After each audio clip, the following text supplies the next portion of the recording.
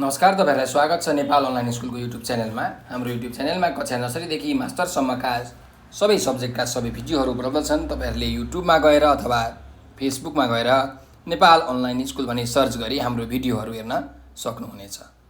र हाम्रो भिडियोलाई लाइक, सब्स्क्राइब र शेयर गरेर नेपाल अनलाइन स्कुलको सहयोगी हात बलिदिनु होला भनेर अनुरोध गर्दै म आजको कक्षा सञ्चालन गर्न गइरहेको छु। सधैँझै म कृष्णदास हजुरहरुको अगाडि उपस्थित भइसकेको छु र आज म तपाईहरुलाई कक्षा 10 को नेपाली विषयको एउटा सेट क्वेशन्सहरु यो सल्भ गर्न गइरहेको छु। र आज चाहिँ म तपाईहरुलाई यो 2074 सालमा सोधिएको जुन प्रश्नपत्र छ 106 एसी भन्ने यो कोड छ यो क्वेशन पेपरको। यो क्वेशन पेपरको चाहिँ जुन प्रश्न नम्बर 10 देखिका अरु समस्याहरू छन् ती हामी सबै आज हेर्ने छौं। यसको यो सेटको मैले प्रश्न नम्बर 1 देखि प्रश्न नम्बर 9 सम्म जुन व्याकरणको अभ्यास थियो त्यो गराएर भिडियो हालिसकेको छु। तपाईले त्यो भिडियो युट्युबमा खोजेर हेर्न सक्नुहुन्छ। त्यसो भए हामी जाउँ प्रश्न नम्बर 10 मा। प्रश्न नम्बर 10 मा के छ भने दिएको गद्यांश राम्ररी पढी सोधिएका प्रश्नहरूको उत्तर दिनुहोस् भनेर भनेको छ। यो गद्यांश पढौं र यहाँ तल सोधिएका छन् प्रश्नहरू 5 वटा। ती 5 वटा प्रश्नहरूको हामीले उत्तर लेख्नु पर्ने छ है त। ल हेरौं। कपडा, जनावरको छाला, कमेरो, पानी, रङ, सुन आदि थोरै कच्चा पदार्थबाट थानका निर्माण हुन्छ। यसका लागि चाहिने कपडा सजिलै उपलब्ध हुन्छ। जनावरको छाला, कमेरो, पानी, ढुङ्गा जस्ता स्वदेशी कच्चा पदार्थ सजिलै र सस्तोमा उपलब्ध हुन्छ। थानकाका लागि चाहिने अलिक महँगो वस्तु भनेको सुन हो। त्यो पनि अप्राप्य छैन। थानका बनाउने विज्ञ र कामदारहरू स्वदेशमै उपलब्ध छन्। यसको निर्माणमा वातावरणीय क्षति हुँदैन। पेट्रोलियम पदार्थको आवश्यकता पर्दैन। पातलो र नरम कपडामा बनाइने चित्र भएकाले यो हलुका हुन्छ। यसलाई पट्याएर दोबारेर पनि सजिलै ओसार पसार गर्न सकिन्छ र ढुवानी खर्च धेरै लाग्दैन। एउटा सानो कोठामा पनि यो उत्पादन गर्न सकिन्छ। यसैले यसको उत्पादन लागत सस्तो पर्छ। उत्पादन लागतका तुलनामा यसको मूल्य भने धेरै छ। यो कलाकृतिका साथै आस्थाको प्रतीक भएकाले राम्रो मूल्यमा यसको बिक्री हुन्छ।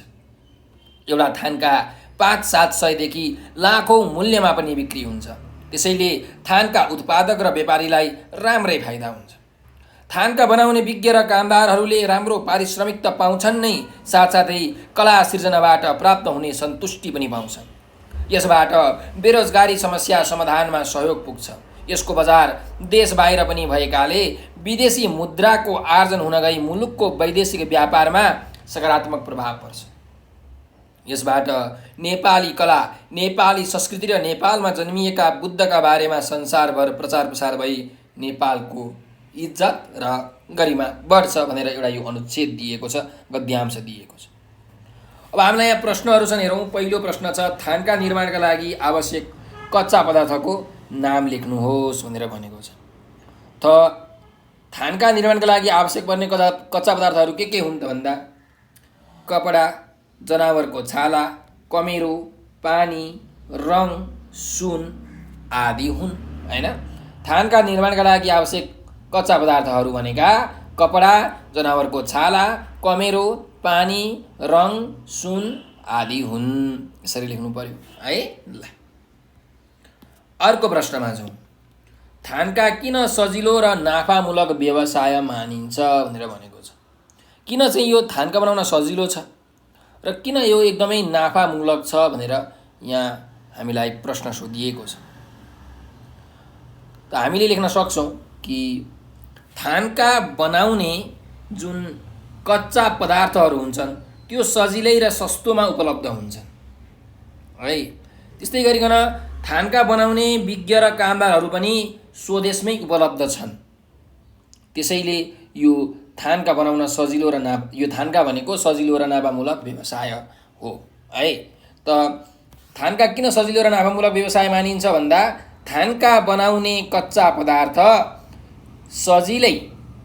पदार्थहरू सजिलै पाइने भएकाले, सजिलै र सस्तोमा पाइने भएकाले, साथसाथै थानका बनाउने विज्ञ र कामदारहरू पनि स्वदेशमै उपलब्ध हुने भएकाले थानका सजिलो र नाफामूलक व्यवसाय मानिन्छ भनेर हामीले उत्तर लेख्न सक्छौं है।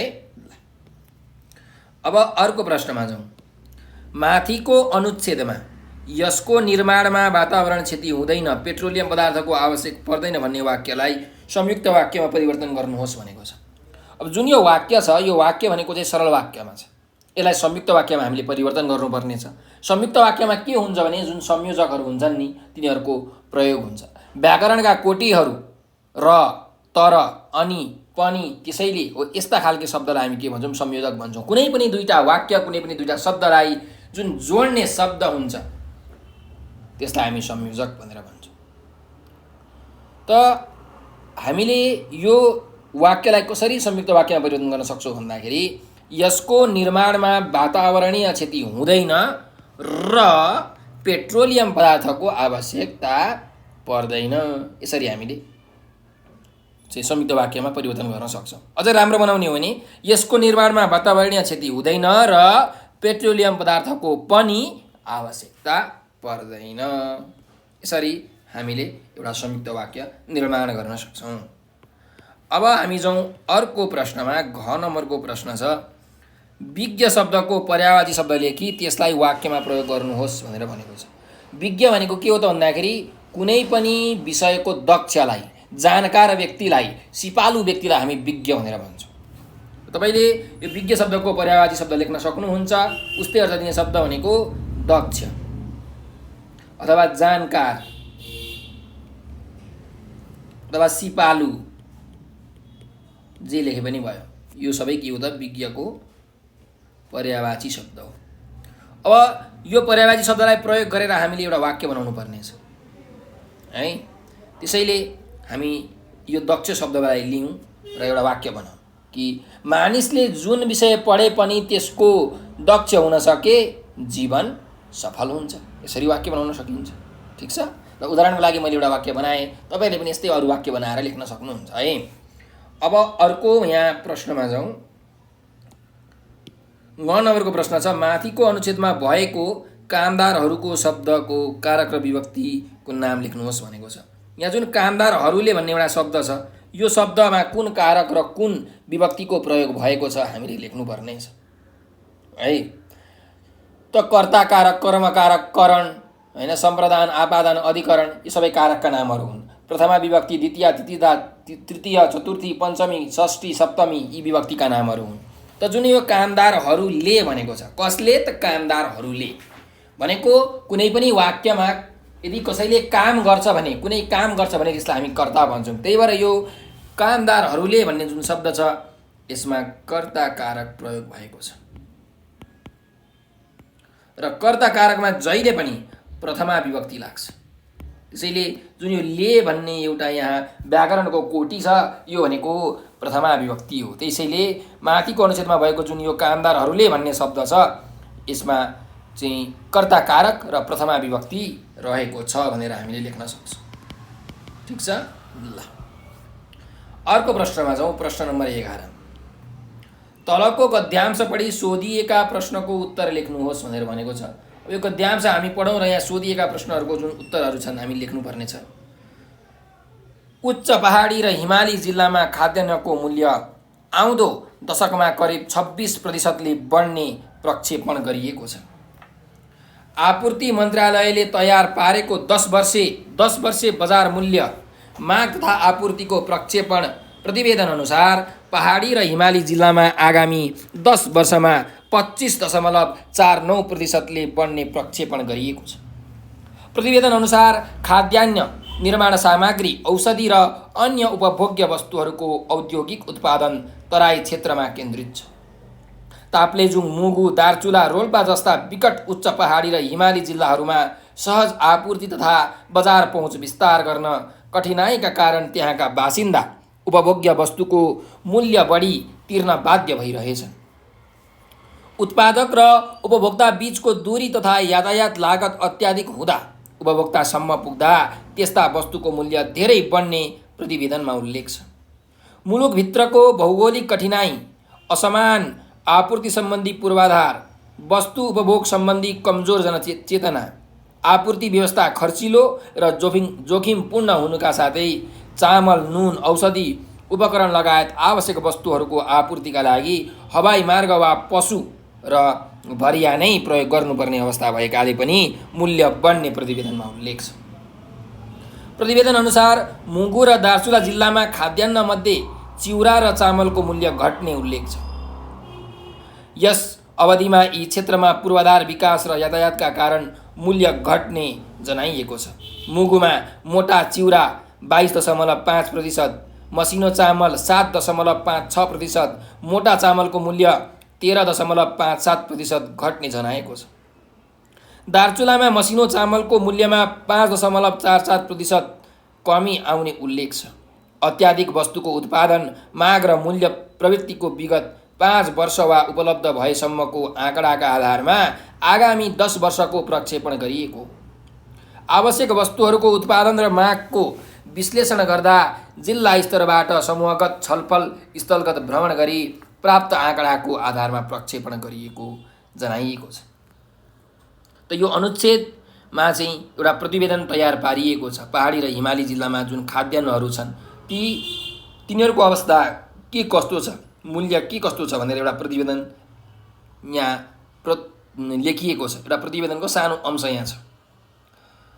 त यहाँ जुन प्रश्नहरू छन् यो प्रश्नहरू हेरौँ हामी। पहिला क नम्बरको प्रश्न छ, तराईमा केन्द्रित औद्योगिक उत्पादनहरू के हुन् भनेर हामीलाई सोधिएको छ है। त यहाँ हेरौँ हामीले, खाद्यान्न, निर्माण सामग्री, औषधि र अन्य वस्तुहरूको औद्योगिक उत्पादन तराई क्षेत्रमा केन्द्रित छ भनेर हामीले यहाँ देख्न सक्छौँ हो। त्यसैले तराईमा केन्द्रित औद्योगिक उत्पादनहरू के हुन् भन्दा खाद्यान्न, निर्माण सामग्री, औषधि र अन्य उपभोग्य वस्तुहरू तराईमा केन्द्रित औद्योगिक उत्पादनहरू हुन् भनेर हामीले लेख्न सक्छौँ। ठिक छ, यसरी लेख्नुपर्छ उत्तर लेख्दाखेरि। अर्को प्रश्नमा जाउँ। के कारणले वस्तुको मूल्य घट्छ भनेर भनेको छ। के कारणले गर्दाखेरि चाहिँ कुनै पनि वस्तुको चाहिँ मूल्य घट्छ भनेर हामीलाई यहाँ सोधिएको छ। त यसको उत्तर के लेख्न सकिन्छ होला भन्दाखेरि हेर्नुहोस्, यहाँ उत्पादक र उपभोक्ता बिचको दूरी घट्यो भने हैन, दूरी भएन भने मूल्य घट्छ। त्यस्तै गरिकन यातायातको लागत कम भयो भने पनि के हुन्छ त, यो वस्तुको मूल्य घट्छ। त्यस्तै गरिकन जुन कुरा तपाईँले उत्पादन गर्नुहुँदैछ त्यो जुन उपभोग गर्ने चाहिँ मान्छेहरू छन् त्यो उपभोग सम्बन्धी अलि हामीले चेतना फलाउनु पर्यो। उपभोग सम्बन्धी जनचेतना बढ्यो भने पनि वस्तुको मूल्य के हुन्छ त, घट्छ है। त्यसैले यसको उत्तर यो 3टा चाहिँ पदावलीहरूलाई हामीले केन्द्रमा राखेर उत्तर दिन सक्छौँ कि यसरी लेख्नु पर्यो। के कारणले वस्तुको मूल्य घट्छ भन्दा उत्पादन र उत्पादक बिचको दूरी कम भएमा, यातायात लागत कम भएमा तथा उपभोग सम्बन्धी चेतना बढेमा वस्तुको मूल्य घट्छ। यसरी लेख्ने। ठिक छ, एकचोटि दोहोऱ्याएर यो भिडियो तपाईँ हेर्नुहोस्, फेरि उत्तरलाई सुन्नु होला अनि लेख्नु होला है। अर्कोमा जाउँ। विकट हिमाली र पहाडी जिल्लामा महँगोमा सामान किन्नुपर्ने कारण के हो भनेर भनेको छ। जुन विकट हिमालका र पहाडका विकट जिल्लाहरू छन् तिनीहरूमा चाहिँ किन एकदम महँगोमा सामान किन्नुपर्ने भनेर हामीलाई यहाँ प्रश्नमा सोधिएको छ है। यो प्रश्नको उत्तर यहाँ लेखिएको छ, हेरौँ है।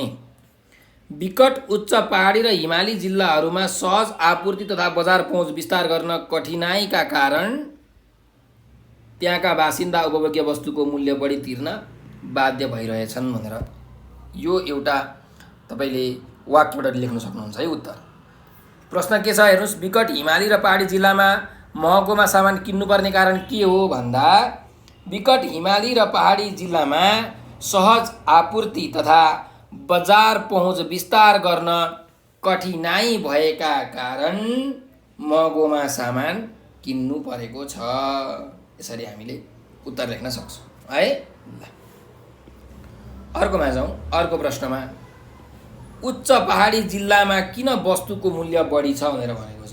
एकदमै अग्लो अग्लो जुन पहाडी जिल्लाहरू छन् तिनीहरूमा चाहिँ किन वस्तुको मूल्य एकदमै धेरै छ भनेर हामीलाई सोधेको छ है। त उच्च पहाडी जिल्लामा के हुन्छ भन्दाखेरि यातायातको साधनहरू त पुग्दैन, एकदम जोखिमपूर्ण यातायात को साधनहरूमा चाहिँ सामानहरू लग्नुपर्ने हुन्छ।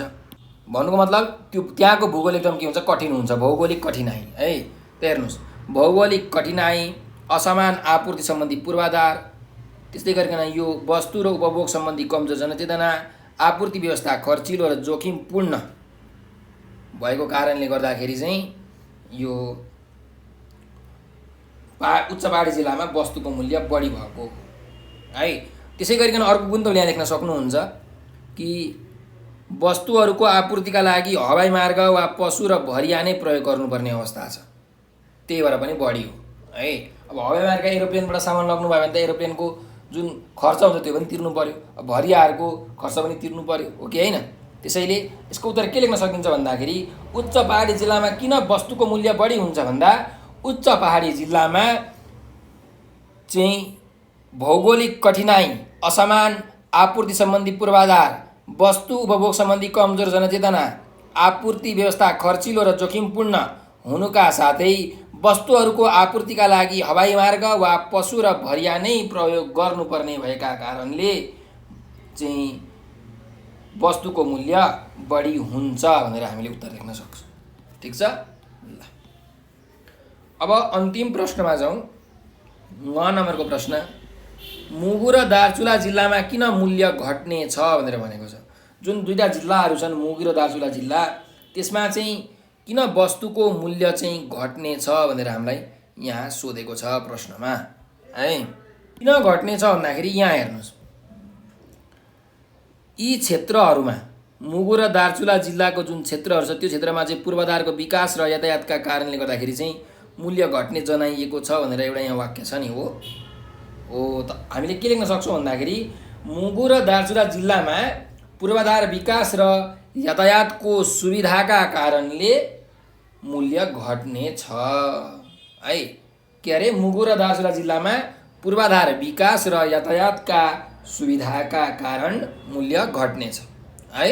यसरी तपाईँहरूले उत्तर लेख्न सक्नुहुन्छ। ल अब अर्को प्रश्नमा जाउँ। 12 नम्बरको प्रश्न छ, तलको गद्यांशबाट 4वटा बुँदा टिपी सारांश लेख्नुहोस् भनेर भनेको छ।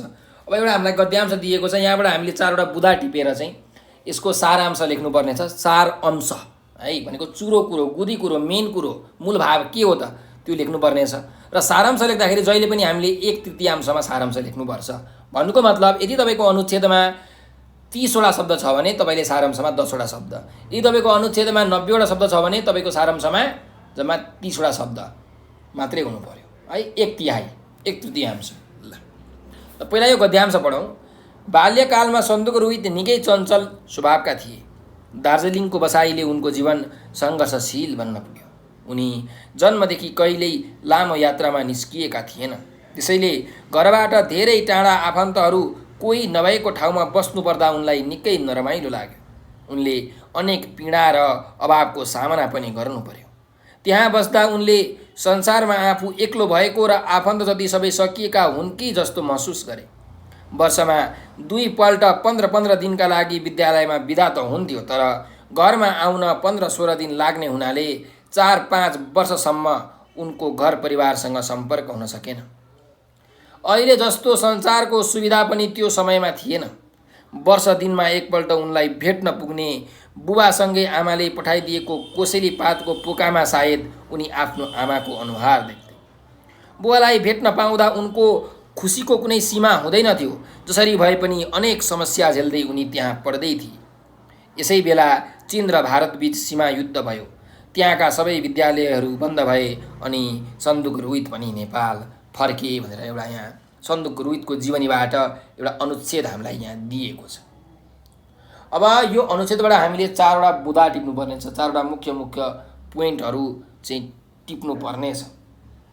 त पहिलो बुँदा तपाईँले के लेख्न सक्नुहुन्छ भने यहाँ हेर्नुहोस्, सन्दुक रोहित एकदमै चञ्चले स्वभावका थिए हो, र सन्दुक रोहितले चाहिँ कोही पनि आफन्त नभएको चाहिँ दार्जिलिङमा चाहिँ एकदमै धेरै के गर्नु परेको थियो त, सङ्घर्ष गर्नु परेको थियो हो। त यही कुरालाई हामीले पहिलो बुँदामा राख्न सक्छौँ कि चञ्चले स्वभावका सन्दुकले आफन्त नभएको दार्जिलिङको बसाइमा सङ्घर्ष गर्नु, यो पहिलो बुँदा है। अथवा सङ्घर्ष गरेका। फेरि एकचोटि, चञ्चले स्वभावका सन्दुकले आफन्त नभएको दार्जिलिङको बसाइमा सङ्घर्ष गरेका। यसरी पहिलो बुधा हामीले लेख्न सक्छौँ। त्यसै गरिकन अब दोस्रो बुधामा जाउँ। दोस्रो बुधा के हो भन्दाखेरि उनी दार्जिलिङमा चाहिँ एक्लै बसेका थिए होइन। कोही नभएको ठाउँमा एक्लै बस्नु पर्दाखेरि उनलाई नरमाइलो लाग्थ्यो, नरमाइलो महसुस हुन्थ्यो र संसारमा कोही पनि आफन्त छैनन् होइन। आफू एक्लो भएको, आफन्त जति सबै सकिएका हुन् कि जस्तो उनलाई महसुस हुन्थ्यो।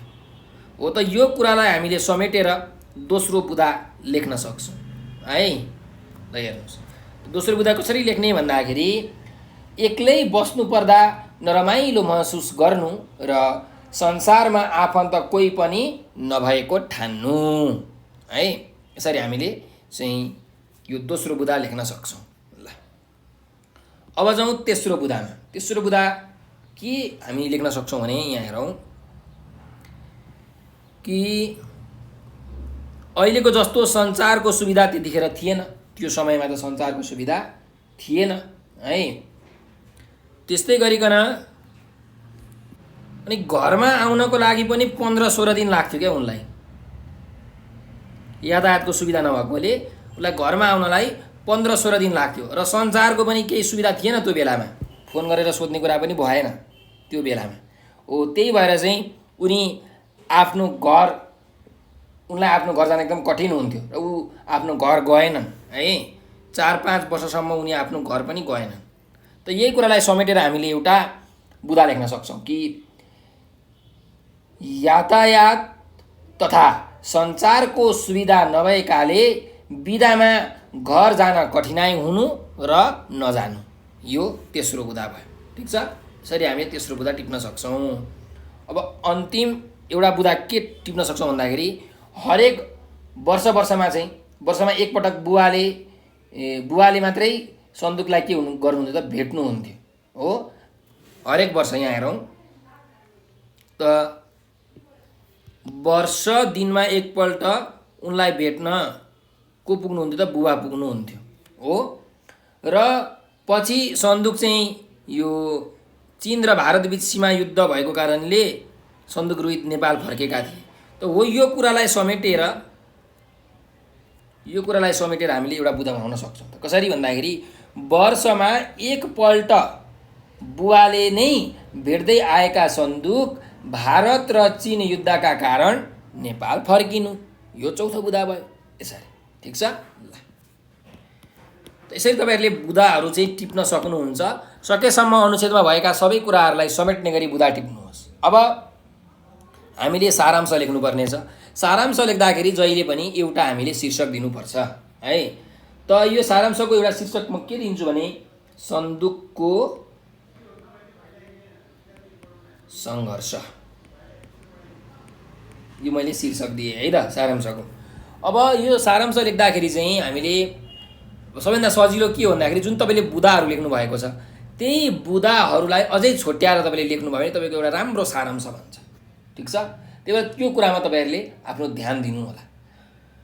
त्यसैले यसको अब सारांश के लेख्न सकिन्छ भन्दाखेरि ओलाङचुङ गोलाका सन्दुकले दार्जिलिङमा सङ्घर्षपूर्ण बाल्यकाल बिताए। यातायात र सञ्चारको अभावले गर्दा उनी एक्लै केही वर्षसम्म त्यहीँ बसे।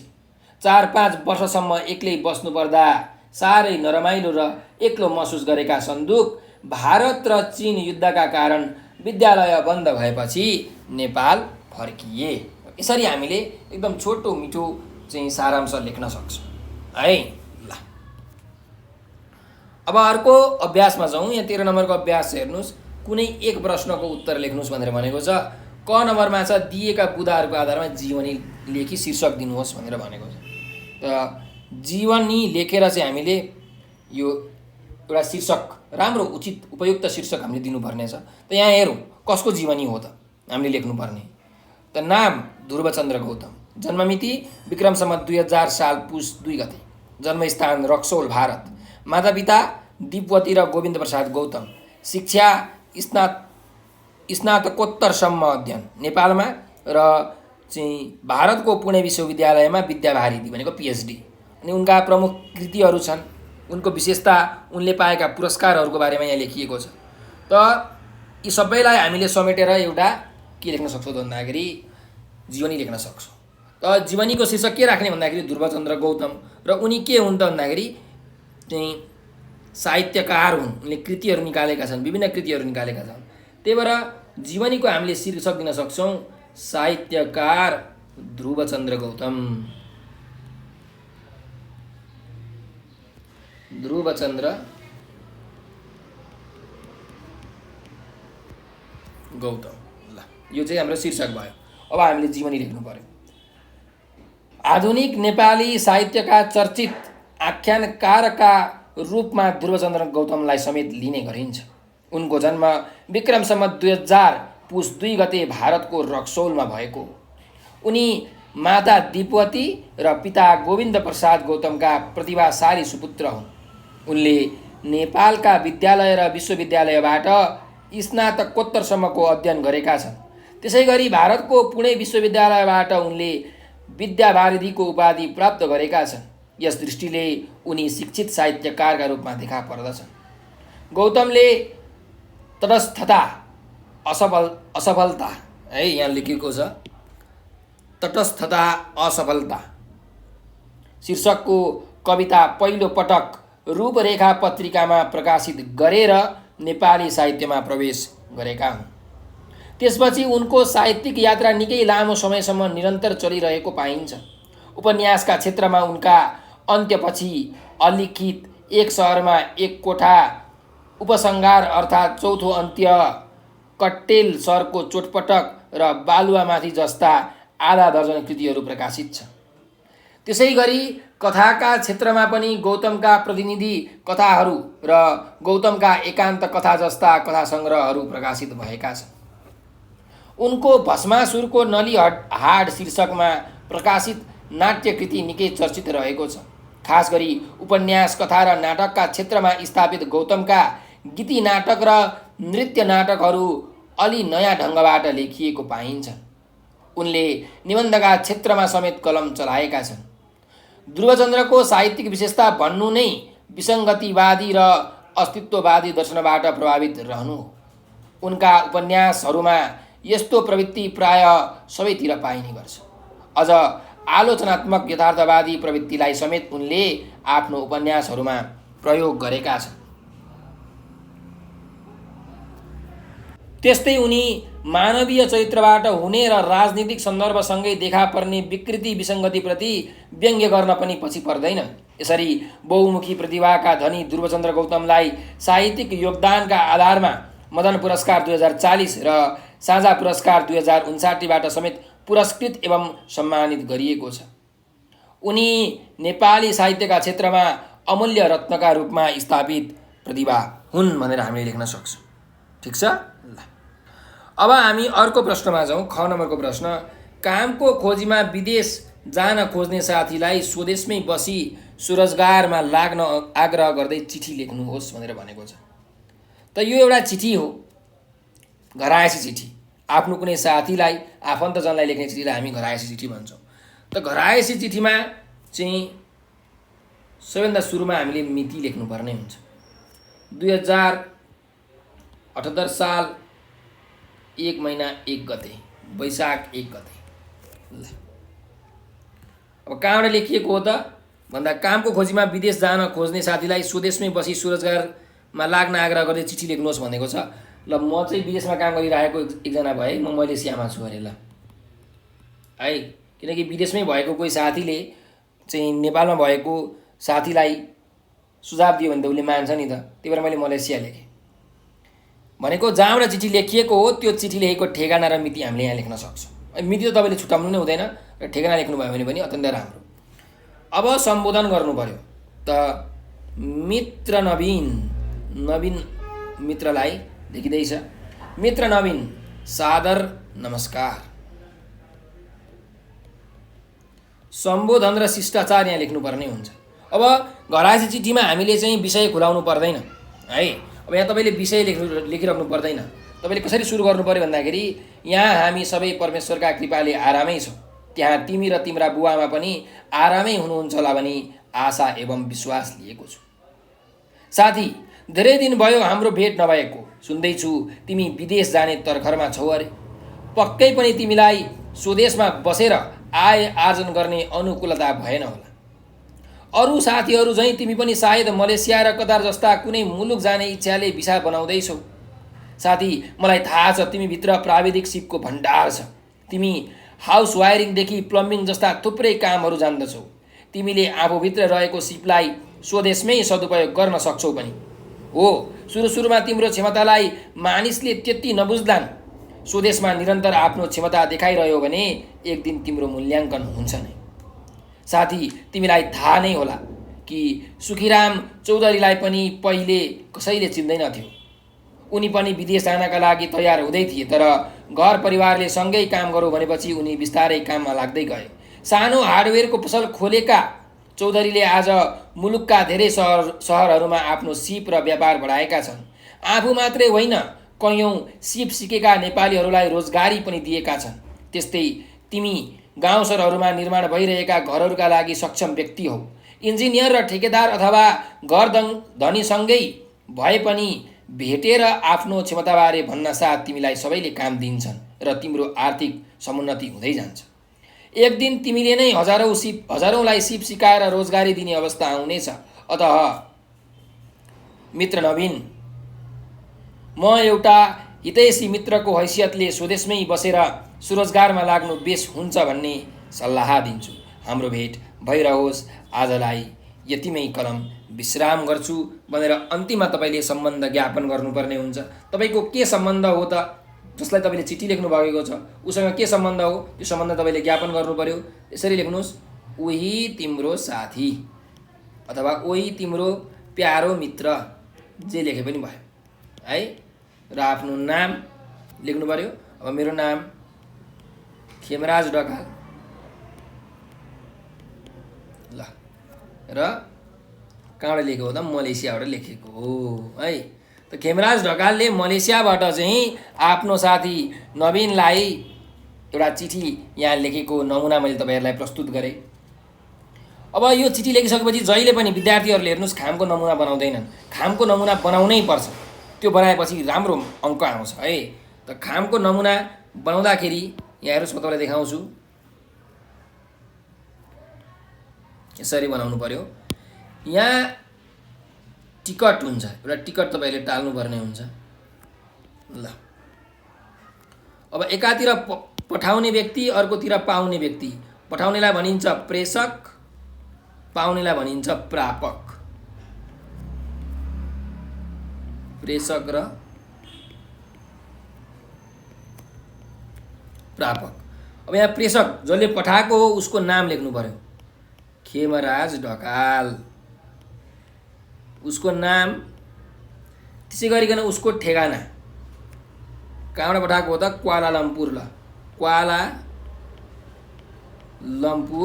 मलेसिया, मलेसियाको क्वालालम्पुर भन्ने सहरबाट पठाएको हो यो खेमराज ढकालले यो चिठी। त कसले पाएको हो, पाउनेको हो भन्दा नवीन भट्टराई। नवीन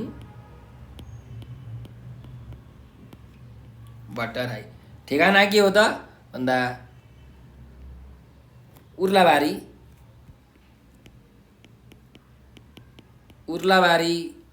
नगरपालिका वडा नम्बर 5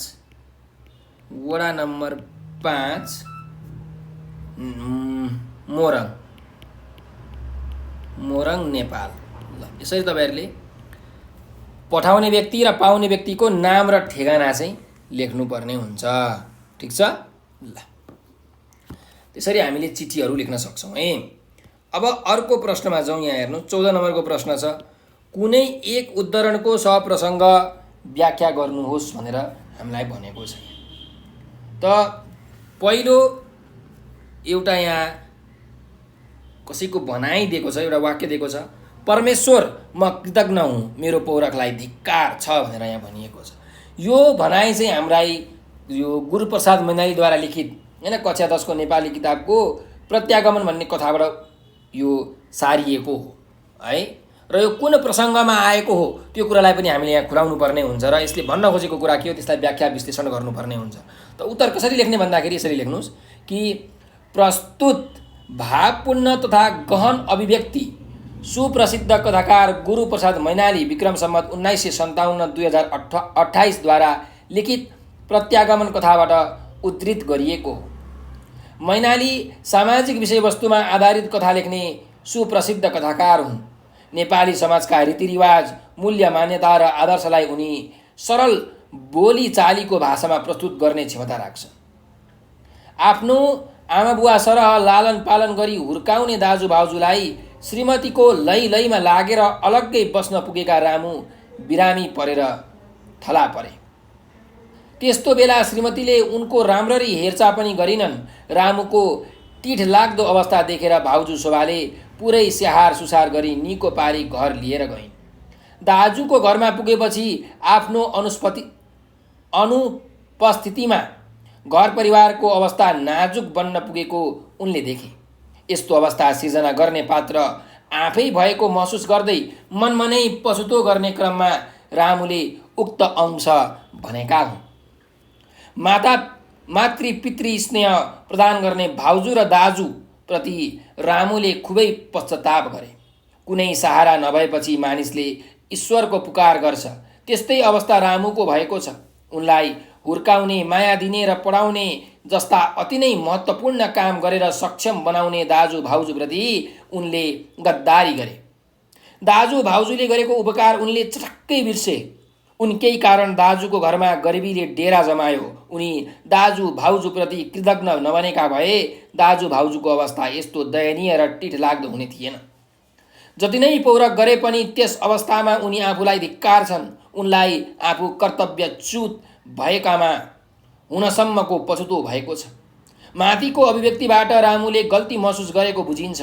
गल्तीलाई दोहोर्याउनुको सट्टा त्यसलाई महसुस गर्दै सच्याउनु मानिसको महानता हो।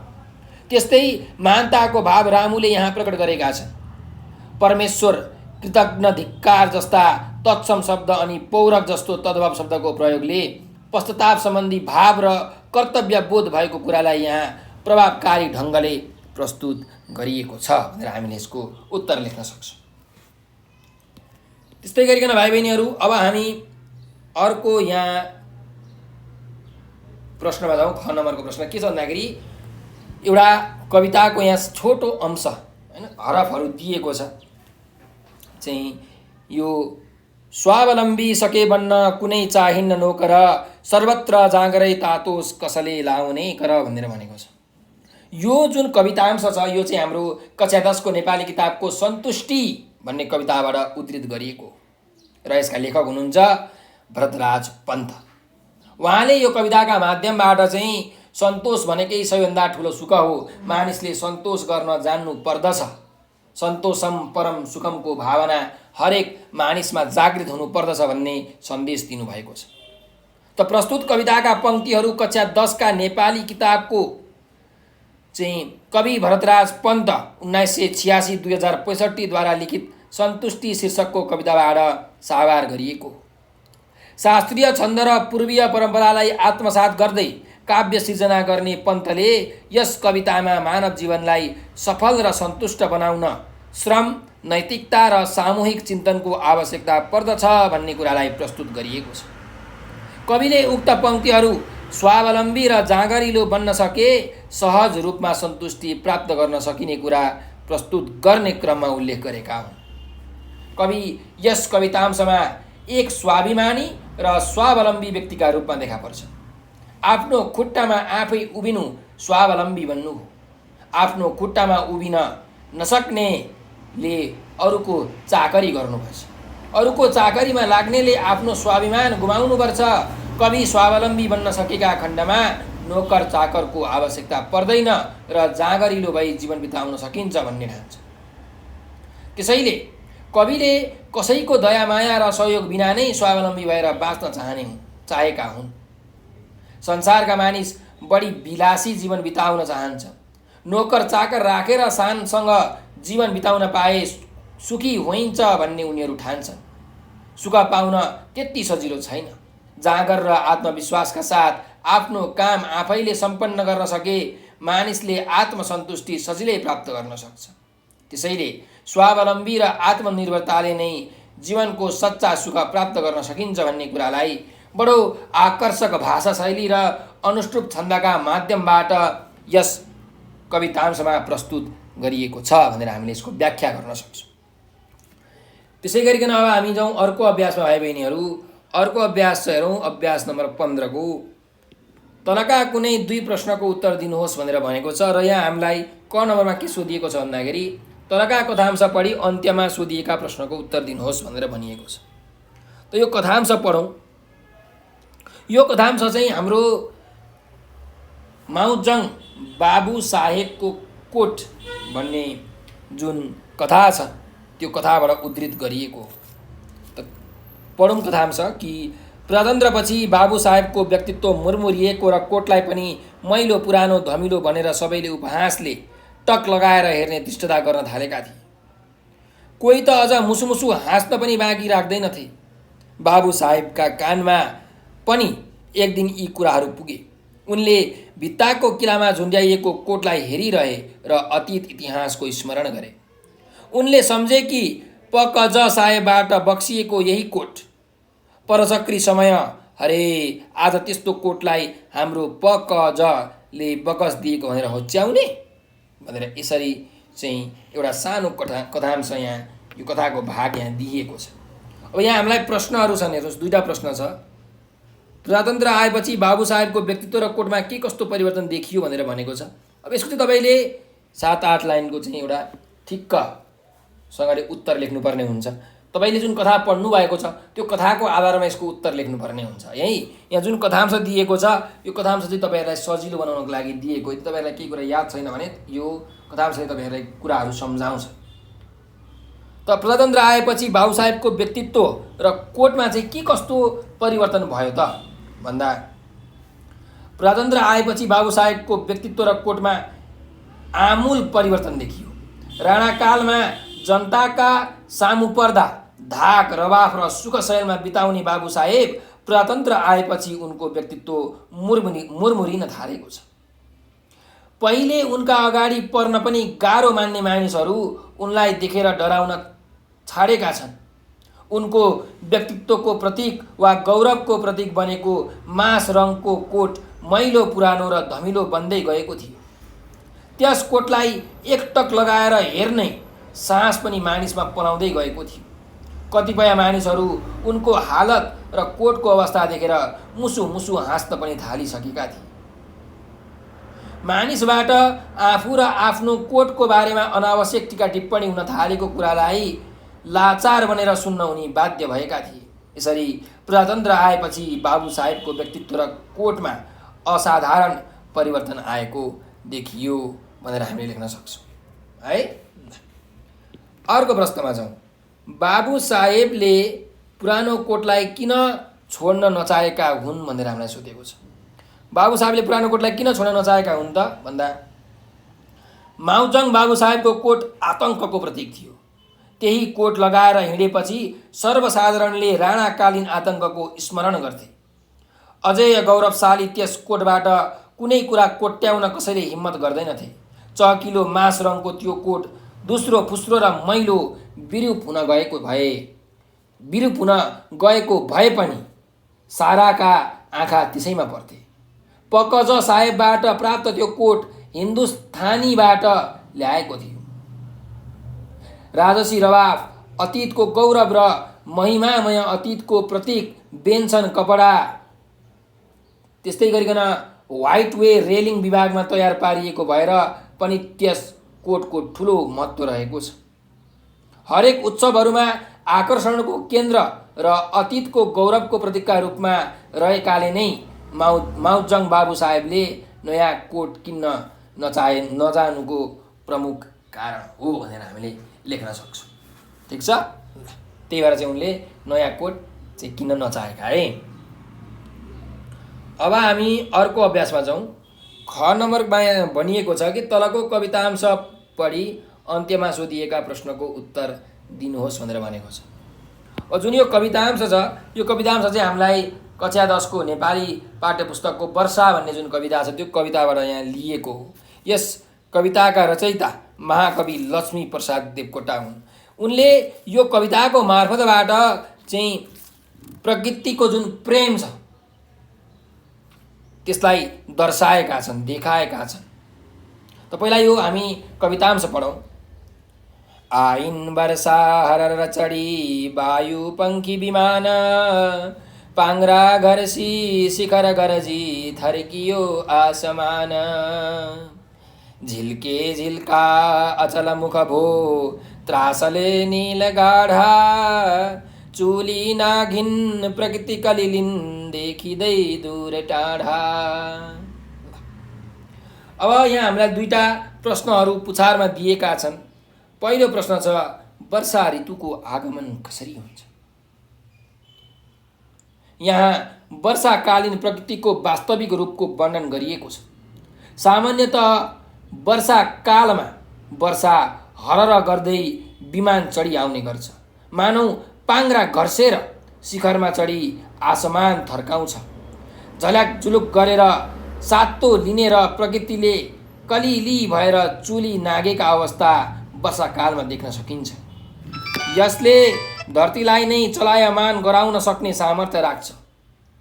प्रकृतिको अनौठो अवस्था र त्यसले मानव जीवनमा पारेको प्रभावको चित्रण यहाँ निकै आकर्षक ढङ्गले चित्रण गरिएको छ। यसरी वर्षा ऋतुको आगमन प्रभावकारी ढङ्गले हुन्छ भनेर हामीले यसको उत्तर लेख्न सक्छौँ। अब अर्को प्रश्न हेरौँ। वर्षायाममा प्रकृतिको त्रास हुनुको कारण के हुन् भनेको छ। जुन वर्षायाममा एउटा डरको माहौल चाहिँ यो वर्षाको गडगडाहटले फैलाउँछ हो, त्यसको कारण के हो त भनेर हामीलाई यहाँ यो प्रश्नमा सोधिएको छ। त कविका अनुसार वर्षा हावामा उड्ने वायुपंखी विमान चढेर हरर गर्दै आउँछ। वास्तवमा भन्नुपर्दा वर्षाको समय त्यसै पनि सौन्दर्यपूर्ण हुने गर्दछ।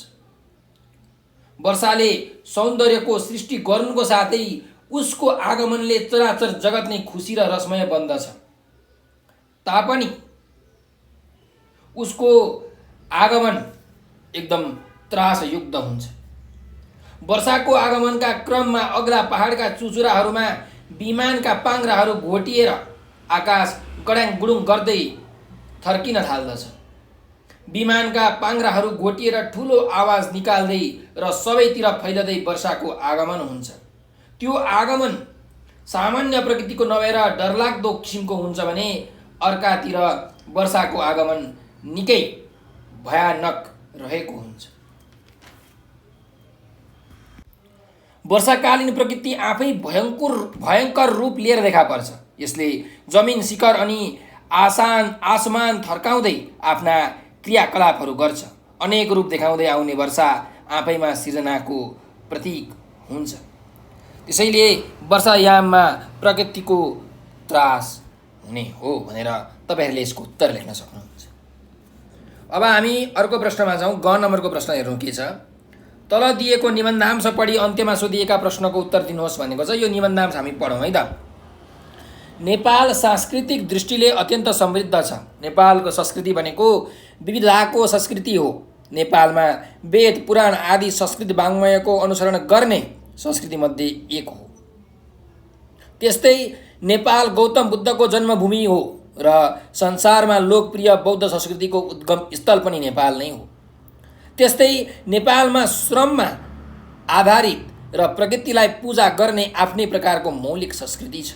नेपाल बहुजातीय, बहुधार्मिक, बहुभाषिक देश हो। यसैले यो देश बहुसांस्कृतिक देश पनि हो। त्यसैले नेपालको राष्ट्रिय संस्कृति भने विविधताको संस्कृति हो भनेर हामीले यो अनुच्छेद यहाँ हेरेका छौँ। अब हामी यस अनुच्छेदमा रहेका प्रश्नमा जाउँ। नेपालमा के कस्ता प्रकारका संस्कृति पाइन्छन् भनेर भनेको छ। त नेपाल एउटा बहुजाति बहुसंस्कृति भएको मुलुक हो। त्यसैले यहाँ थुप्रै प्रकारका संस्कृतिहरू पाइन्छन्। नेपालमा वेद पुराण आदि संस्कृत वाङ्मयको अनुसरण गर्ने संस्कृति समृद्ध रूपमा रहेको छ। त्यस्तै नेपाल गौतम बुद्धको जन्मभूमि भएकाले बौद्ध संस्कृति पनि प्रचलित रहेको पाइन्छ। यसका अतिरिक्त नेपालमा श्रममा आधारित र प्रकृतिलाई पूजा गर्ने आफ्नै प्रकारको संस्कृति पनि प्रचलित छ। यसरी नेपालमा थुप्रै प्रकारका संस्कृतिहरू पाइन्छन् र यी संस्कृतिहरूको समष्टि रूप नै नेपाली संस्कृति बन्न पुगेको छ भनेर हामीले यसको उत्तर लेख्न सक्छौँ। त्यस्तै गरिकन अर्को प्रश्न छ, नेपाललाई बहुसांस्कृतिक देश किन भनिएको हो भनेर भनेको छ। त वास्तवमा नेपाल एक बहुसांस्कृतिक मुलुक नै हो र सांस्कृतिक विविधता नै नेपाली संस्कृतिको मूल पहिचान हो। यहाँ अनेक जात जाति, भाषा भाषी तथा धर्म संस्कृति मान्ने मानिसहरूको बसोबास रहेको छ। यहाँ दसैँ, तिहार, छठ, लोसार, उधौली, उभौली जस्ता राष्ट्रिय चाडपर्वहरूले सबैलाई छुने गर्दछ। देउडा, गौरा, लाखे, सेल्लो, सङ्गिनी, हाकपारे, मारुनी, चुड्का, ख्याली, रोदी, धान नाच, मागी, होली, साकेला, देउसी, भैलो आदि चाडपर्व र प्रचलनहरू नेपालीहरूमा साझा सम्पत्ति बनेका छन्। नेपाली समाजमा कतिपय चाडपर्वहरू साझा संस्कृतिका द्योतक बन्दै गएका छन् तापनि नेपालमा मधेस, पहाड र हिमालमा अलग अलग प्रकारका संस्कृति छन्। मधेसमा मुख्यतः मिथिला, भोजपुरी, अवध आदि संस्कृतिहरू प्रचलित छन्। थारू, सतार, मेचे, दनुवार, धिमाल, राजवंशी आदिका आफ्नै मौलिक संस्कृति छन्। त्यस्तै मुस्लिमहरूको पनि छुट्टै संस्कृति रहेको छ। पहाडमा तामाङ, गुरुङ, मगर, राई, लिम्बूका आफ्नै सांस्कृतिक विशेषताहरू छन्। हिमाली क्षेत्रमा शेर्पा लगायतका विभिन्न जातिका आफ्नै प्रकारका संस्कृति छन्। त्यसैले नेपाललाई सांस्कृतिक विविधता भएको बहुसांस्कृतिक देश भनिएको हो भनेर हामीले यसको उत्तर लेख्न सक्छौँ। अब अर्को प्रश्नमा जाउँ। प्रश्न नम्बर 16 मा जननी र जन्मभूमि स्वर्गभन्दा पनि महान हुन्छन् भन्ने भनाइप्रति आफ्नो तार्किक विचार प्रस्तुत गर्नुहोस् भनेर भनेको छ। जननी र जन्मभूमि स्वर्गभन्दा पनि महान हुन्छन्, यो जुन प्रश्न हामीलाई सोधिएको छ, यो प्रश्न चाहिँ हाम्रो नेपालीको यो कक्षा 10 को नेपाली किताबको जन्मभूमि भन्ने कथाबाट सोधिएको हो। त्यसको उत्तर कसरी लेख्ने भन्दा, शास्त्रमा वर्णन गरिए अनुसार स्वर्गमा सुखै सुख छ। मरेपछि मानिसहरूको स्वर्ग जाने चाहना गर्छन्। संसारमा त्यस्तो स्वर्गभन्दा पनि उत्तम ठाउँ भनेको आफ्नो जन्मभूमि हो भन्ने विचार रामको रहेको छ। अर्थात् उनलाई स्वर्गीय आनन्द पाउने लङ्काको राजा हुनुभन्दा आफ्नै जन्मभूमि उत्तम लाग्छ। उनले आफूलाई जन्म दिने आमा र जन्मभूमि स्वर्गभन्दा पनि महान हुन्छन् भनी बताएका छन्। जननी जन्मभूमिश्च स्वर्गदपि गरीयसी। निश्चय नै जन्म दिने आमा सबैका लागि आदरणीय र प्यारी हुन्छन्। आमाप्रति कुनै पनि सन्तानले घृणा गर्न सक्दैन। त्यस्तै आफ्नो जन्मभूमि पनि सबैका लागि महान र प्यारो हुने गर्छ। जुन धरतीमा मानिस जन्मियो, हुर्कियो, ताते ताते गर्दै तोते बोली बोल्न सिक्यो, त्यसले आफ्नो जन्मभूमि कहिल्यै बिर्सन सक्दैन। विदेशमा गएर जतिसुकै वैभवपूर्ण जीवन बिताउन पाए पनि आफ्नो जन्मभूमिको मायाले मानिसलाई सताइरहन्छ। त्यसैले जन्म दिने आमा र जन्मभूमि हरेक मानिसका लागि प्यारो र महान हुन्छन्। जननी र जन्मभूमि हरेक मानिसका लागि श्रद्धा र सम्मान गर्नै पर्ने महान वस्तु हुन्। यिनलाई एउटा असल सन्तानले सधैँ सम्मान गर्छ। यिनको सम्मान गर्न नसक्ने व्यक्ति कहिले पनि असल हुँदैनन्। त्यसैले जन्मभूमि र जननी स्वर्गभन्दा पनि महान हुन्छन् भनेर हामीले भन्न सक्छौँ।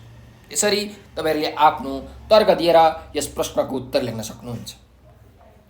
अब अर्को प्रश्नमा जाउँ। प्रश्न नम्बर 17 मा के भनिएको छ भने कुनै एक प्रश्नको लामो उत्तर दिनुहोस् भनेर भनेको छ। पहिलो यहाँ क नम्बरमा के भनेको छ त हेरौँ। प्रत्यागमन कथाको तलको अंश पढी सोधिएको प्रश्नको उत्तर दिनुहोस् भनेर भनेको छ। त यहाँ हेर्नुहोस्, शोभाले आँसु झार्दै रामुको कपाल तकियामाथि राखेर उनको निधार छामिन्। भुङ्रो जस्तो ज्वरो रहेछ। अनि शोभाले रामुको कपाल सुमसुम्याउँदै रुन्चे स्वरमा भनिन्, नरौ बा, म आइपुगेँ, अब तिमीलाई बिसेको हुन्छ। र एउटा यहाँ प्रश्न दिएको छ, शोभाका चारित्रिक विशेषताहरू उल्लेख गर्नुहोस् भनेर। अब यो प्रश्नको उत्तर लेख्दाखेरि हेर्नु, यो 8 अङ्कमा सोधिएको प्रश्न हो। त्यही भएर तपाईले चाहिँ यो जुन प्रश्न सोधिएको छ यो कुन पाठबाट सोधिएको हो, पाठको नाम के हो, यसका कथाकार को हुन्, हैन, ती सबै विषयमा हामीले जानकारी यहाँ गराउनु पर्ने हुन्छ। र यो जुन कथा छ, यो कथा जुन यो अंश त प्रत्यागमन भन्ने कथाबाट लिएको हो नि त। हो त्यो प्रत्यागमन भन्ने कथा कस्तो खालको कथा हो? के कस्ता विशेषताहरू छन् त्यो कथाको, त्यो पनि हामीले खुलाउनु पर्ने हुन्छ। त्यस्तै गरिकन कथाको जुन घटनाक्रम छ त्यसलाई पनि अलिकति छोटो मिठो तरिकाले हामीले यहाँ व्यक्त गर्नुपर्ने हुन्छ र शोभाको जुन चरित्रको विशेषताहरू छन् त्यसलाई चाहिँ उल्लेख गर्दै वर्णन गर्दै जानुपर्छ। त्यसको उत्तर यसरी लेख्न सकिन्छ कि सुप्रसिद्ध कथाकार गुरुप्रसाद मैनाली 2057-2028 द्वारा लिखित प्रत्यागमन एक सामाजिक विषयवस्तुमा आधारित लोकप्रिय कथा हो। यस कथाले नेपाली समाजको वास्तविकतालाई जीवन्त रूपमा उतारेको छ। नेपाली समाजको पारिवारिक द्वन्द्व, मूल्य, मान्यता, रीति परम्परा, आदर्श आदिलाई यस कथामा प्रस्तुत गरी नैतिक सन्देश दिइएको छ। यस कथामा आएकी शोभा एक उच्च आदर्शले युक्त असल नारीका रूपमा देखिएकी छिन्। उनका चरित्रमा थुप्रै अनुकरणीय विशेषताहरू फेला पर्दछन्। शोभा निर्मल चन्द्रकी श्रीमती र रामुकी सौतेनी भाउजू हुन्। उनी गरिब परिवारकी छोरी र बुहारी पनि हुन्। उनको चरित्रमा गरिबी र त्यसले निम्त्याउने जटिलता सहन गर्न सक्ने सामर्थ्य छ। आफू सौतेनी भाउजू भए पनि उनले कहिले रामुप्रति नराम्रो व्यवहार गरिनन्। आकाश जस्तै विशाल हृदय भएकी शोभाले 1.5 वर्षको टुहुरो रामुलाई अपार मातृत्व प्रदान गरिन्। रामुसँगै खेल्ने र उसका इच्छा पुरा गर्न कति पनि उनले कन्जुस्याइ गरिनन्। यस आधारमा उनी एक विशाल हृदय भएकी नारी थिइन् भन्ने प्रमाणित हुन्छ। शोभा एक कुशल गृहिणी पनि हुन्। उनले आफ्ना छोराछोरी र श्रीमान अनि देवरको सुखदुःखमा सधैँ साथ दिइन्। छोराछोरीको उचित लालन पालन र सौतेनी देवरको पढाइ अनि विवाह आदि कुरामा एउटी आदर्श आमाले गर्ने कर्तव्य शोभाले पुरा गरिन्। सौतेनी देवर रामुको प्रगतिमा रमाउने शोभा असल गुण भएकी नारी रत्न हुन्। उनले अनेक दुःख कष्ट सहेर पनि परिवारको उत्थानमा आफ्ना पतिलाई पूर्ण रूपमा साथ दिएकी छन्। यस दृष्टिले हेर्दा गरिब र अनपढ भए पनि शोभा एक कुशल गृहिणी हुन् भन्ने स्पष्ट हुन्छ। शोभाका चरित्रमा व्यावहारिक कुशलता देख्न सकिन्छ। चाहे रामुको हेरचाह होस्, चाहे उसको विवाहका समयमा उनले निभाएको भूमिका होस्, वा रामु बिरामी परेर थला परेको अवस्था देखाएको त्यागलाई हेर्दा उनी साँच्चीकै आदर्श नारी थिइन् भन्ने कुरा प्रष्ट हुन्छ।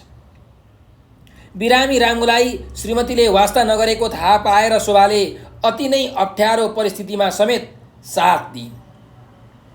बिरामीलाई सफा लुगा फेरिदिने, मैला लुगा धुन दिने, सफा सुग्घर गर्ने, औषधि र पथ्य कुरा खाने दिने, दिनरात रामुका सिरानी लिएर बसेर रुमालले हम्किदिने सम्मको काम उनले गरिन्। उनको हेरचाह र स्याहार सुसारबाट अपार आनन्द पाएका रामुले अन्त्यमा भाउजूसँगै घर फर्किने कुरा गर्दा शोभाले दाजुलाई एकपटक सोध्नु उचित हुने सल्लाह दिइन्। उनको सम्पूर्ण चरित्र, विचार र व्यवहारलाई हेर्दा उनका चरित्रमा व्यावहारिक कुशलता स्पष्ट रूपमा देख्न पाइन्छ। यिनै आदर्शले भरिपूर्ण शोभाका चरित्रका चारित्रिक विशेषताहरूले गर्दा निर्मल चन्द्रको गरिबीको मारमा थिलथिलो भएको घरमा सुख र शान्तिले बास गरेको थियो। यो शोभाको त्यागमय आदर्शले मात्र सम्भव भएको हो भनेर हामीले यसको उत्तर लेख्न सक्छौँ है त। यसरी तपाईँहरूले शोभाको चारित्रिक चाहिँ शोभाको चरित्रको विशेषताहरूको चाहिँ वर्णन, व्याख्या, विश्लेषण गर्न सक्नुहुन्छ। अब अर्को प्रश्नमा जाउँ।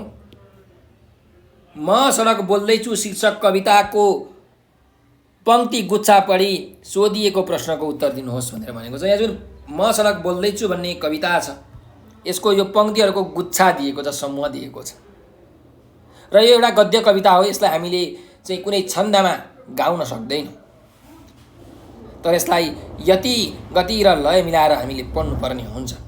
र यो जुन कविता छ म सडक बोल्दैछु भन्ने कविता पारिजातद्वारा रचित एउटा कविता हो र यसमा उनले जुन सडकको मर्म छ, सडकको जुन भाव छ त्यसलाई समेटेकी छिन्। अब हामी यो कवितांश पढौँ।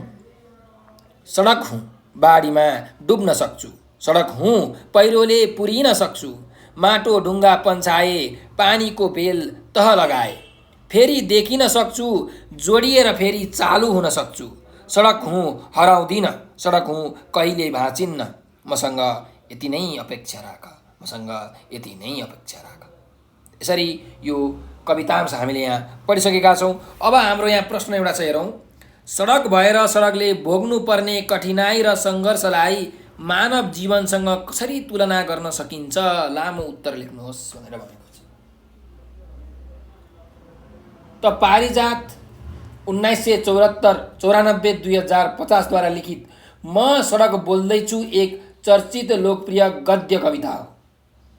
नेपाली साहित्यकी चर्चित प्रतिभा पारिजातले कथा, उपन्यास, कविता, आत्मसंस्मरण जस्ता विधाहरूमा कलम चलाएकी छ। यस कवितामा सडकलाई वक्ता बनाएर सिर्जनाका निम्ति सडकको सहनशीलतालाई सहज एवं स्वाभाविक रूपमा प्रस्तुत गरिएको छ। सडकले भोग्नु परेका अनेकौं कठिनाई र सङ्घर्षलाई मानव जीवनमा आरोपित गरेर तुलना गर्न सक्ने अवस्था रहेको पाइन्छ। सडक निर्जीव वस्तु भए पनि मानव जीवनसँग तुलनीय हुन सक्छ। जसरी सडकले अस्तित्व रक्षाका लागि अनेक कठिनाई र सङ्घर्षहरू गर्नुपर्छ, त्यसै गरी मानव जीवनमा पनि आफ्नो अस्तित्व रक्षाका लागि अनेकौं कठिनाई र सङ्घर्षहरूको सामना गर्नै पर्छ। जसरी सडक पहिरोले पुरिन्छ र त्यसलाई हटाएर अस्तित्वमा ल्याइन्छ, त्यसै गरी अनेक समस्याले पीडित बन्ने मानिसले आइपर्ने समस्याहरू पन्छाउँदै अघि बढ्नुपर्ने बाध्यता रहेको हुन्छ। सडकको अस्तित्व निमित्यान्न पार्न जतिसुकै ठुल्ठुला चुनौतीहरू आइपरे पनि त्यसको अस्तित्व समाप्त भएर जाँदैन। त्यस्तै मानव जीवनलाई अनेकौं चुनौतीले घेरे पनि त्यसको अस्तित्व जीवितै रहेको हुन्छ। यसै गरी सडकले आफ्नो अस्तित्व निरन्तर रहने अपेक्षा गरेको छ र उसले जतिसुकै कठिनाई र सङ्घर्ष भोग्नु परे पनि निमित्यान्न हुन नसक्ने कुरा प्रस्तुत गरेको छ। त्यसै गरी मानव अस्तित्व समाप्त गर्न ठुल्ठुला चुनौतीहरू पार गर्नु परे पनि मानव जीवनको अस्तित्व समाप्त हुन नसक्ने कुरा सडकको जीवन गतिसँग मानव जीवनलाई तुलना गर्न सकिन्छ। जसरी सडकलाई मानिसहरूले झुर सडक, रद्दी सडक, एकदम कस्तो नराम्रो सडक भनेर गाली हेला तिरस्कार गर्ने गर्छन्, त्यसै गरी मानिसहरूलाई पनि अरू मानिसहरूले एउटा मानिसहरूलाई अर्को मानिसले चाहिँ हेला तिरस्कार गर्ने गर्छ, अपमान गर्ने गर्छ। जसरी सडकले यी कुराहरू सहन्छ, हरेक मानिसले पनि यी सबै दुःख, कष्ट, वेदना, पीडाहरू आफ्नो जीवनमा सहनै पर्छ। सडकले दिनहुँ अनेक कठिनाई भोग्नु परेको र सङ्घर्ष गर्नु परेको देख्न सकिन्छ। त्यस्तै मानव जीवनमा पनि कठिनाई भोग्नु पर्ने र आफ्नो अस्तित्व बचाउन सङ्घर्ष गर्नुपर्ने कुरा ध्रुव सत्य बन्न पुगेको छ। तसर्थ सडक भएर सडकले भोग्नु पर्ने कठिनाई र सङ्घर्षलाई मानव जीवनसँग सजिलै तुलना गर्न सकिन्छ भनेर हामीले यसको उत्तर लेख्न सक्छौँ। अब अर्को प्रश्नमा जाउँ। 18 नम्बरमा छ, हेर्नुहोस्। कुनै एक शीर्षकमा कम्तीमा 150 शब्दसम्मको निबन्ध लेख्नुहोस् भनेर भनेको छ। त्यहाँ पहिलो छ, हेर्नुहोस्, मेरो जीवनको लक्ष्य। यो शीर्षक छ मेरो जीवनको लक्ष्य। तपाईँको जीवनको के लक्ष्य छ त? 8 नम्बरमा यो निबन्ध लेख्नु भनेको छ। मेरो जीवनको लक्ष्य। सफल मानवले आफ्नो जीवन यात्रालाई सकुशल गन्तव्यको बिन्दुमा पुर्याउने लक्ष्य लिए जस्तै मेरो भविष्यको लक्ष्य पनि आफ्नै प्रकारको रहेको छ। मैले जीवनको उषाकालदेखि जीवनका प्रत्येक पलमा आफ्नो जीवनलाई निश्चित लक्ष्यको गोरेटोमा हिँडाउने विचार गरेको छु। मेरो भविष्यको मुख्य लक्ष्य गाउँको सेवा गर्नु हो। त्यसैले म आफूलाई जन्मेको गाउँ ठाउँ र माटो अनि पाखो पखेराप्रति समर्पित गर्न चाहन्छु। सर्वप्रथम औपचारिक शिक्षा पुरा गरेपछि कोलाहलपूर्ण सहरिया जीवनबाट टाढा रहेको मेरो सुन्दर गाउँमा म फर्कनेछु।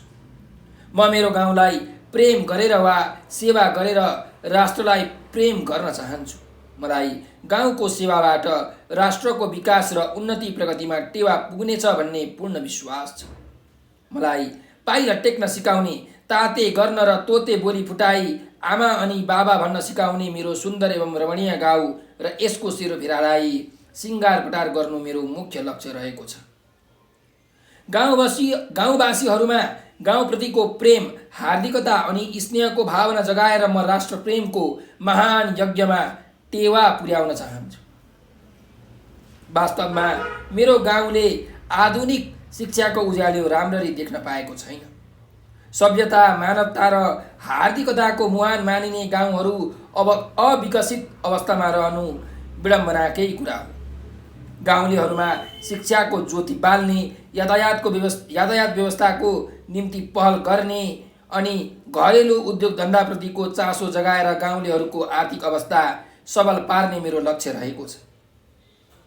मानिसका लागि स्वास्थ्य ज्यादै ठुलो कुरा हो। स्वास्थ्यको अभावमा मानिसले कुनै पनि सृजनात्मक कार्य सम्पादन गर्न सक्दैन। मेरो गाउँमा स्वास्थ्य चौकीको स्थापना अहिलेसम्म हुन सकेको छैन। धामी झाँक्री र झारफुक्कै भरमा स्वास्थ्य सेवाले थेग्नु परेको मेरो गाउँमा कतिपय आमा दिदीहरू सुत्केरी हुँदा नहुँदै अकालमै मरिरहेका छन्। मैले कैयौँ बालकहरू उपचार नपाई कालले टपक्क टिपेर लगेको पाएको छु। झाडा बान्ता र अन्य महामारी रोग फैलादा धेरै गाउँलेहरूलाई कालले चुडेर लग्दा मेरो मुटुमा ठुलो चोट पुगेको छ। त्यसैले म गाउँमा स्वास्थ्यको महत्त्वबारे गाउँलेहरूमा जागरण ल्याउन ठुलो त्याग गर्नेछु। मेरो गाउँलाई गरिबी, शोषण र अन्धविश्वासले आक्रान्त पारेको छ। प्रजातन्त्रको प्राप्तिपछि पनि मेरो गाउँले कुनै प्रकारको काँचुली फेर्न सकेको छैन। त्यसैले गाउँले दाजुभाइ तथा दिदीबहिनी सबैलाई कर्तव्य र अधिकारप्रति सचेत गराउनेछु। गाउँमा निजी स्तरमा विद्यालय, औषधालय र पुस्तकालय खोलेर गाउँको सेवामा समर्पित गर्दै रमणीय र मुटुभन्दा प्यारो गाउँको सेवा गर्न चाहन्छु। मेरो मुख्य जीवनको लक्ष्य गाउँलाई सबै कुराबाट सिँगार्नु, गाउँकै माया गर्नुपर्छ भन्ने भावना सबैमा जगाउनु, गाउँको सेवा गरी राष्ट्रोत्थानमा नवायाम थप्नु नै मेरो मुख्य लक्ष्य रहेको छ। यसका लागि म आफूलाई भविष्यमा निस्वार्थ भएर लगाउन चाहन्छु। यही नै मेरो जीवनको अन्तिम लक्ष्य हुनेछ भनेर हामीले यो निबन्ध लेख्न सक्छौँ। त्यसै गरिकन भाइ बहिनीहरू, अब अर्को शीर्षकमा जाउँ। वातावरण प्रदूषण, इन्भाइरोमेन्टल पोल्युसन है। वातावरण प्रदूषण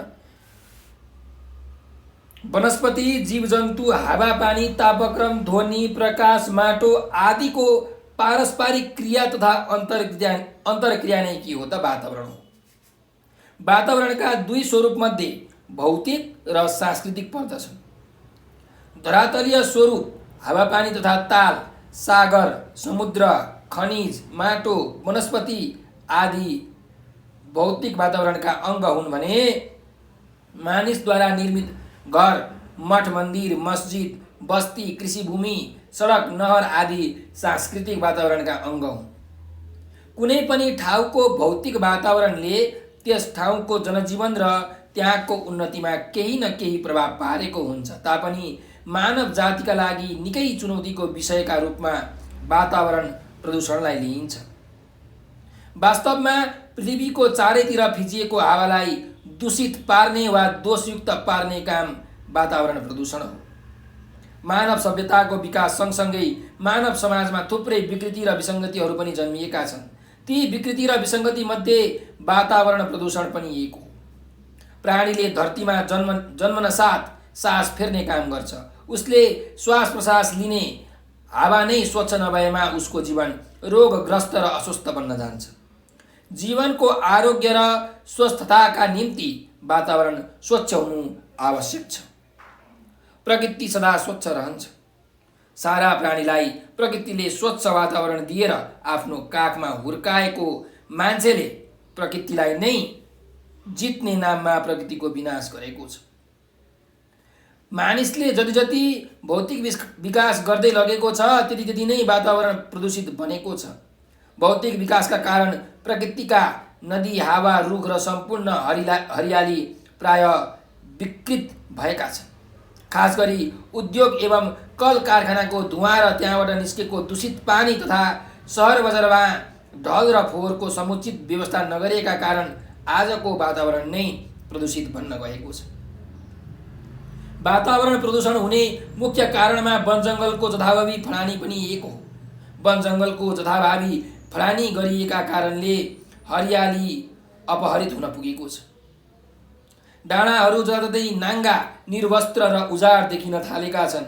आज परमाणु शस्त्र अस्त्रको परीक्षण र युद्धका कारणबाट पनि वातावरणमा असर पुगेको छ। यस्तै जनसङ्ख्याको अत्याधिक वृद्धिका कारण वातावरण प्रदूषित बनेको छ। जनसङ्ख्याको वृद्धिसँगै फोहोर बढ्छ। फोहोर बढेपछि अनेक रोगहरूले प्राणीलाई आक्रमण गर्छ। आज वातावरणलाई प्रदूषित पार्नेमा सवारी साधन पनि हुन्। सवारी साधनबाट निस्केको धुवाँबाट धरती मात्र होइन आकाश पनि प्रदूषित बन्न गएको छ। यसै गरी अनियन्त्रित रूपमा बसोबास गर्नु, सुविधायुक्त ठाउँमा शौचालयको व्यवस्था नहुनु आदि कारणले गर्दा वातावरण प्रदूषित बनेको हो। यस्तै अस्पतालहरू र औद्योगिक कल कारखानाहरूबाट निस्केका अनेकौं फोहोरहरू फ्याँकिँदा वायुमण्डल र नदीनालाहरू पनि प्रदूषित भएका छन्। यसबाट मानिस मात्र नभई विश्वका अन्य सम्पूर्ण जीवजन्तुहरू पनि आक्रान्त बनेका छन्। सास फेर्दा दूषित वायुमण्डलले पार्ने दुष्प्रभाव र अन्य कुराहरूले मानव र अन्य प्राणीहरू समेत खतरामा परेको कुरा आजको मुख्य चुनौती वा समस्या हो। आज वातावरणीय असन्तुलन विश्वभर नै समस्याको विषय बनेको छ। निश्चय नै वातावरण प्रदूषणलाई नियन्त्रण गर्न सक्नु एउटा चुनौतीपूर्ण कार्य पनि हो।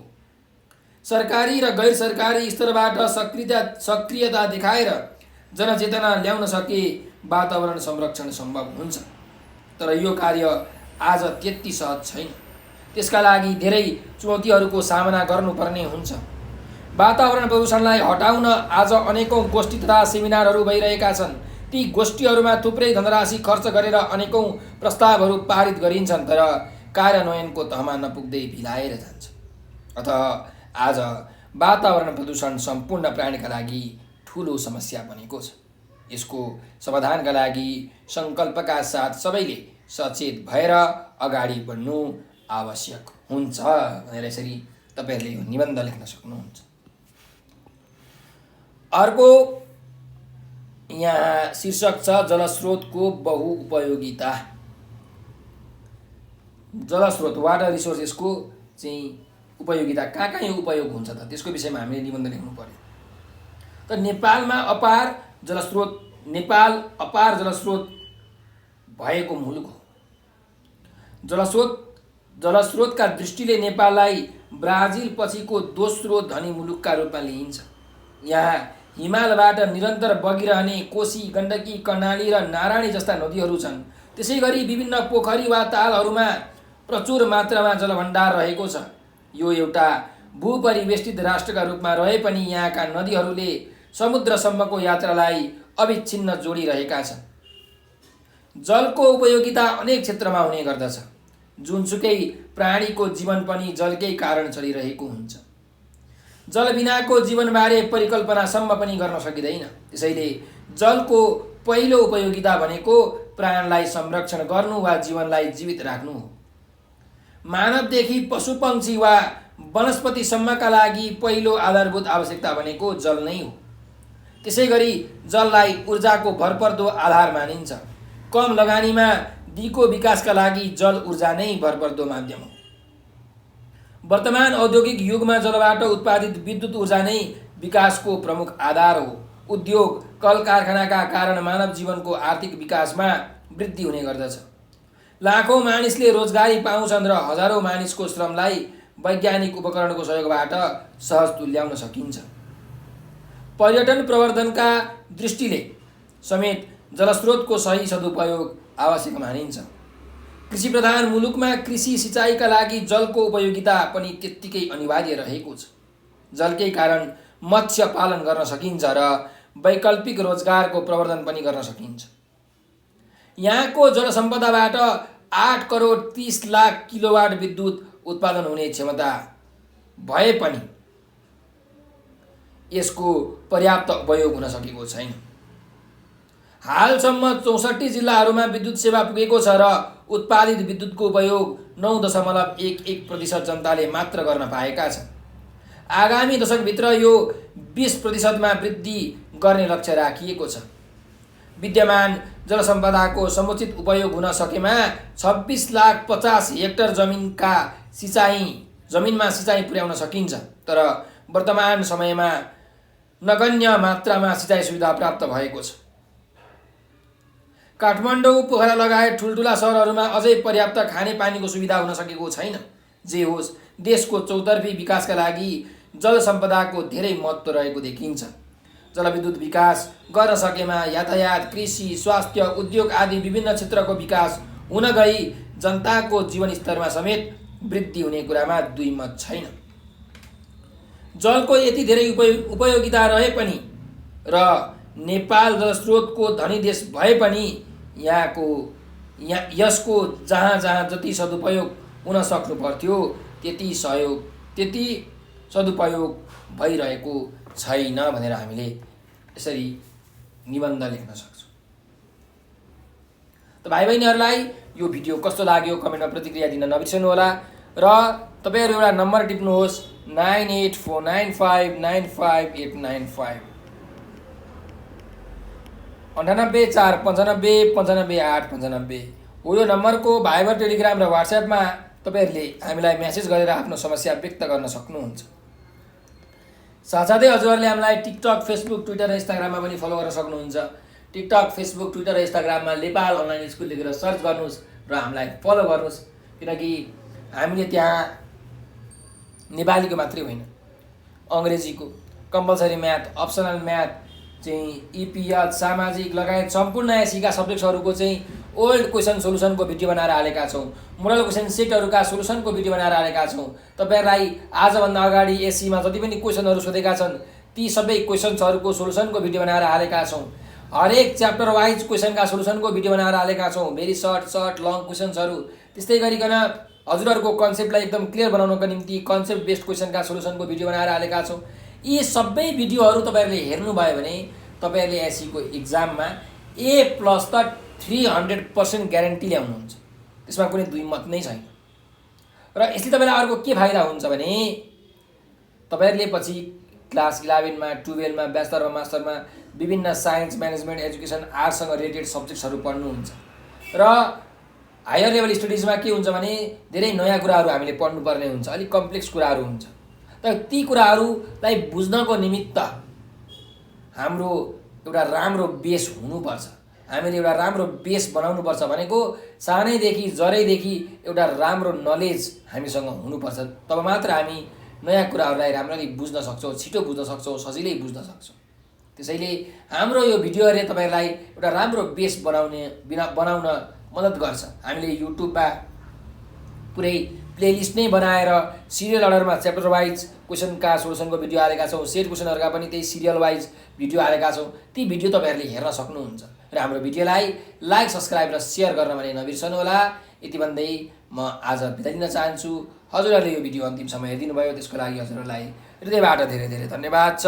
स्वस्थ रहनुहोस्, व्यस्त रहनुहोस्, मस्त रहनुहोस्।